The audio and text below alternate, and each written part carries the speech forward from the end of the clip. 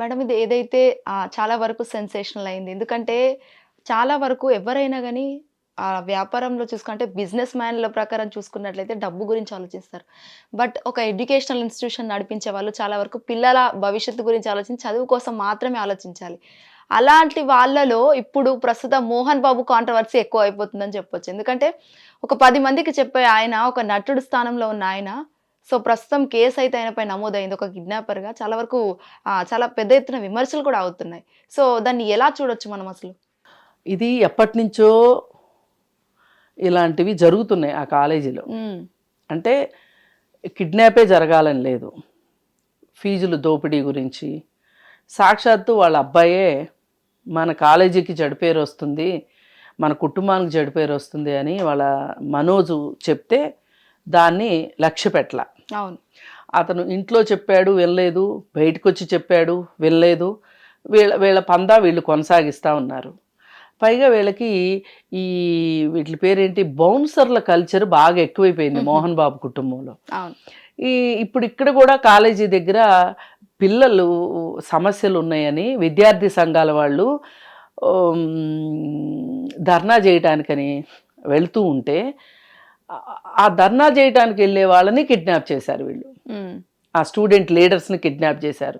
వీళ్ళు ఏమనుకున్నారంటే ఆ స్టూడెంట్ లీడర్స్ని కిడ్నాప్ చేస్తే వాళ్ళు భయపడిపోతారు, భయపడిపోతే ఈ యాజిటేషన్స్ ఆగిపోతాయి, ఆగిపోతే ఏం పర్వాలేదు అని అనుకున్నారు. ఉన్నారు కదా మనకి బౌన్సర్లు అని చెప్పి బౌన్సర్ల చేత కార్లలో అడ్డగించి బైకుల మీద వెళ్ళే వాళ్ళని కార్లతో అడ్డగించి వాళ్ళని తీసుకెళ్ళి కిడ్నాప్ చేశారు. ఇది చాలా బాధాకరమైన విషయం ఇట్లా చేయటము అనేది. ఇకపోతే మీరు అన్నారు మరి పిల్లల భవిష్యత్తు గురించి ఆలోచించాలి కదా, ఎంత వ్యాపారమైనా ఇలా చేస్తే ఎలాగా అని. మరి కేవలం వ్యాపారంగా నిర్వహించబట్టే వాళ్ళు అన్నన్ని కోట్లు సంపాదించగలిగారు, అన్నన్ని ఆస్తులు కూడబెట్టగలిగారు. అంటే ఇటు వ్యాపారం ఉన్నప్పటికీ కూడా సినిమా మీరు అంటారు కరెక్టే, నేను కూడా చెప్తా, మీరెవరండి మాకు నీతులు చెప్పడానికి అన్నట్లున్నారు ఆ తండ్రి కొడుకుల పద్ధతి. ఇప్పుడు అసలు మీరెవరు నన్ను అడగటానికి అని అడుగుతున్నాడు విష్ణు. మరి అలానే అంత బరి తెగించేసిన వాళ్ళ గురించి ఏం మాట్లాడతామండి? ఇంకా వాళ్ళ చట్టమే చూసుకోవాలి. ఇంతకు ముందు కూడా ఫీజుల వ్యవహారాలు, ఫీజు 500 రూపాయలు ఉంటే ఎగ్జామ్ ఫీజు, కాలేజ్ ఫీజు కాదు, కాలేజ్ ఫీజులు వేరు, ఎగ్జామ్ ఫీజు వేరు. ఈ ఎగ్జామ్ ఫీజుకి ఫైన్ వేస్తున్నారు రోజుకి 500. అదే మరి కాల్ రికార్డ్ చేసి వినిపిస్తే మనకు ఆశ్చర్యంగా ఉంది. ఇప్పుడు 100 మంది పిల్లలు ఉన్నారండి, 100 మందిలో ఎగ్జామ్ ఫీజు కట్టడం అనేది మోస్ట్ ఇంపార్టెంట్ అని కడతారు ఎవరైనా సరే. ఏం చేసైనా సరే ఒకవేళ ఏదైనా తాకట్టు బిందో అంత డబ్బులు లేకపోతే బిందో తెపాలో తాకట్టు పెట్టైనా ఎగ్జామ్ ఫీజు కడతారు పిల్లలకి. ఇప్పుడు కాలేజ్ ఫీజులే కట్టిన వాళ్ళు ఎగ్జామ్ ఫీజు కట్టకుండా ఉంటారా? కడతారు కదా. ఒకవేళ ఒక క్లాస్లో 100 మంది పిల్లలు ఉంటే ఒక 10 మంది కట్టలేదు అనుకోండి, ఏం కొంపలు అంటుకుపోతాయి చెప్పండి? రేపొద్దున వాళ్ళు ఎగ్జామ్ రాసిన తర్వాత, వాళ్ళు పాస్ అయిన తర్వాత వాళ్ళ సర్టిఫికెట్లు మీ దగ్గరే ఉంటాయి కదా. రైట్. అంటే దీన్ని కొంచెం ఓపిక పట్టడం అంటారు. వాళ్ళకి అసలు వాళ్ళ తండ్రి కొడుకులకి ఆ ఓపికే లేదు, ఆ సహనమే లేదు. అసలు వీళ్ళు నన్ను అడిగితే ఎడ్యుకేషనల్ ఇన్స్టిట్యూషన్స్ రన్ చేయడానికి పనికిరారు. అంటే ఇక్కడ మోహన్ బాబు ఒక్కడే అనుకోవచ్చు కదా మేడం, ఎందుకంటే సినిమా ఆఫర్లు రాలేకపోవడంతో ఈ బిజినెస్ వైపు వెళ్ళి మీరు ఏమన్నా చెయ్యండి, మోహన్ బాబు గారి హయాంలో ఉన్నన్ని రోజులు ఇంత దారుణం లేదు. ఎప్పుడైతే విష్ణు వచ్చాడో, విష్ణు వచ్చినప్పటి నుంచే ఈ దరిద్రం అంతా స్టార్ట్ అయింది. ఇప్పుడు అతను కూడా అదే చెప్తున్నాడు కదా, మనోజ్ కూడా అదే చెప్తున్నాడు కదా, మేనేజర్లు కొంతమంది డైరెక్టర్ స్థాయిలో ఉన్నవాళ్ళు వాళ్ళు చేస్తుందే ఇదంతా అని మనోజ్ కూడా చెప్తున్నాడు. మనోజ్ ఏదో పరువు తీసేశాడు, తండ్రి మీద తిరగబడ్డాడు, అది ఇది అని చెప్పి మనోజ్ని ఇష్టారీతిని మాట్లాడారు. కానీ చూడండి మరి ఇప్పుడు పరువు ఎవరు తీశారు? కుటుంబం పరువు. రైట్. ఇప్పుడు ఇలా చేస్తారా ఎవరన్నా? ఒక ఎడ్యుకేషనల్ ఇన్స్టిట్యూషన్ రన్ చేసేవాళ్ళు గోండాల్లాగా ప్రవర్తిస్తారా?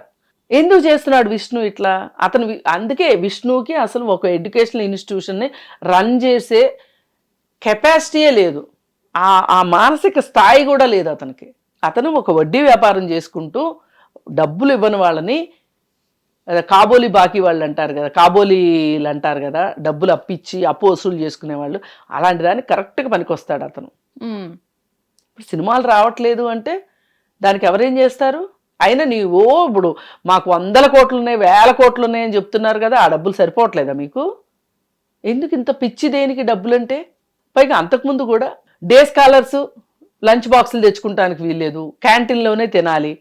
ఆ క్యాంటీన్లో వచ్చే డబ్బులు కూడా వీళ్ళకే కావాలి. ఇప్పుడు అందరూ పెద్ద పెద్ద పేరున్న స్కూల్స్ ఉన్నాయి హైదరాబాద్లో కూడా. ఆ స్కూల్స్లో లంచ్ ఇస్తారు. ఒకవేళ వద్దు అంటే గనక ఆప్షన్ మందే, మనం లంచ్ పట్టుకెళ్ళొచ్చు కావాలంటే. ఇది ఇంటర్నేషనల్ స్కూల్స్ కూడా మనం లంచ్ పట్టుకెళ్ళొచ్చు, ఎందుకంటే లంచ్ బిల్ ఎక్కువే ఉంటుంది, ఏ మాటకు ఆ మాట. చాలా రకరకాలు ఉంటాయి, అవన్నీ పిల్లలు తింటారా సస్తారా అది వేరు విషయం. కానీ ఒళ్ళు బలిసిన వాళ్ళు కడతారు. చాలా మంది ఇప్పుడు ఇంటర్నేషనల్ స్కూల్లో చదివిస్తారంటే సంవత్సరానికి 5 లక్షల ఫీజు ఉంది, 3 లక్షల ఫీజు ఉంది అనుకోండి, వాళ్ళకి 1 లక్ష రూపాయలు మెస్ బిల్ అంటే వాళ్ళే మాట్లాడకుండా కట్టేస్తారు.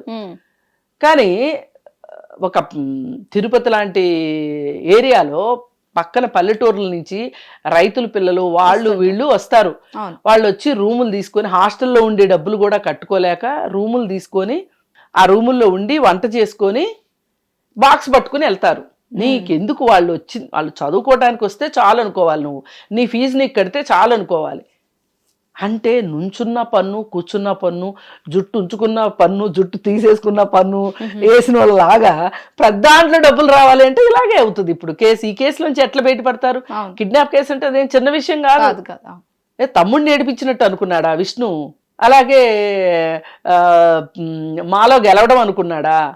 అలాగే ఎలక్షన్స్ పోస్ట్ పోన్ చేసి మళ్ళీ 2వ సారి కూడా తనే మా ప్రెసిడెంట్ అవడం అన్నంత ఈజీ ఉంది వాళ్ళకి. ప్రతిదీ మేము ఏదైనా చేయగలము అని ఆ ఓవర్ కాన్ఫిడెన్స్ ఇక్కడ దాకా తీసుకొచ్చింది. ఏది ఏమైనప్పటికీ చట్టం తన పని తాను చేసుకుంటూ వెళ్ళాలి. ఇక్కడ ఎవరైనా సరే వీళ్ళకి రాజకీయ నాయకులు కానీ అట్లాంటి వాళ్ళు వీళ్ళకి సహాయాలు చేయకోకుండా వీళ్ళు తప్పు చేశారు, తప్పును అది నిజంగా కిడ్నాప్ చేసినట్లు కూడా వచ్చేసింది. ఇంకా దీని గురించి మాట్లాడుకునేది లేదు, చట్టం చూసుకుంటుంది అంతే. అంటే ఇక్కడ మేడం ఇంకొక ఆలోచించిన విషయం ఏంటంటే, మోహన్ బాబు లాంటి వాళ్ళు కూడా చాలా మంది ఉన్నారు కదా. సో వాళ్ళని ఏమంటారు అంటే, ఒక సెలబ్రిటీస్ కాబట్టి వాళ్ళని పోలీసులు జస్ట్ కేసు నమోదు చేశారు తప్ప అరెస్ట్ చేయలేదు. బట్ వేరే కామన్ పీపుల్ ఎవరైతే ఉన్నారో వాళ్ళనైతే ఖచ్చితంగా అరెస్ట్ చేస్తారు. అది చట్టం ఎవరికైనా చట్టం ముందు అందరూ సమానమే అనుకున్నట్లు. పైగా ఇది కేసు కూడా బయటకు వచ్చింది. ఖచ్చితంగా దీనిపైన దోషుల్ని ఖచ్చితంగా శిక్షించాలి. ఇలా చేస్తే ఏమవుద్ది అంటే వేరే వాళ్ళు ఇలా చేయకుండా ఉంటారు కనీసం. హిట్ టీవీ యాప్, ఇందులో short news, live news, entertainment shows, movies, digital magazines తో పాటు మీ జిల్లా వార్తలను కూడా ఫ్రీగా చూడొచ్చు. ఇంకెందుకు ఆలస్యం, వెంటనే హిట్ టీవీ యాప్ ని డౌన్లోడ్ చేసుకుని ఫ్రీగా ఎంటర్టైన్మెంట్ పొందండి. Hit TV app, hit TV app, please download hit TV app. Hit TV app ని ఫ్రీగా డౌన్లోడ్ చేసుకొని ఎంజాయ్ చేయండి. మీకు నచ్చిన ఎంటర్టైన్మెంట్ కోసం హిట్ టీవీ యాప్ ని ఫ్రీగా డౌన్లోడ్ చేసుకొని ఎంజాయ్ చేయండి. హిట్ టీవీ యాప్ ని డౌన్లోడ్ చేసుకుని ఆస్వాదించండి, ఆశీర్వదించండి. ఇంతమంది సెలబ్రిటీలు హిట్ టీవీ యాప్ ని డౌన్లోడ్ చేసుకోండి అని చెప్తున్నారంటే ఎంత మంచి యాప్ ఆలోచించండి. అమెరికా అమెరికా అమెరికా అమెరికాలో చదవాలనుకునే వాళ్ళకి విశ్వసనీయమైన పేరు మన శౌర్య కన్సల్టెన్సీ. UK లో 1 year masters, UK లో 1 year masters, 2 years work permit up to 5 years visa. Contact Saurya Consultancy. Contact 89851 89851.